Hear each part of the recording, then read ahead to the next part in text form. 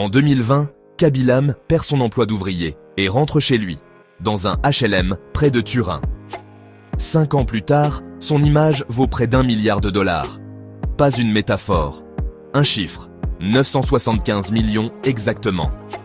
Kabylam, TikToker numéro 1 au monde depuis 2022, vient de céder 51% de la société qui gère son image à un fonds d'investissement basé à Hong Kong. Une opération stratégique, massive, qui fait de lui bien plus qu'un créateur de contenu. Il devient une marque globale. Son ascension est fulgurante. Sans dire un mot, il a conquis près de 250 millions d'abonnés à travers le monde.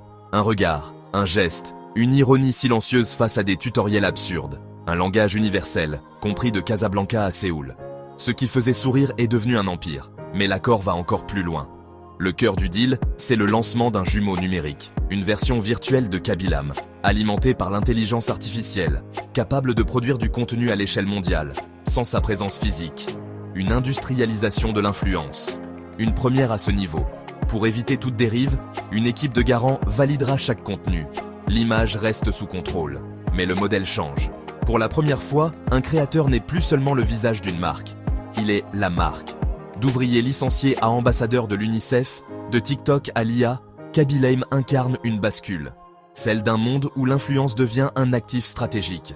Si ce genre d'histoire t'intéresse, abonne-toi. On parle tous les jours du Maroc et du monde ici.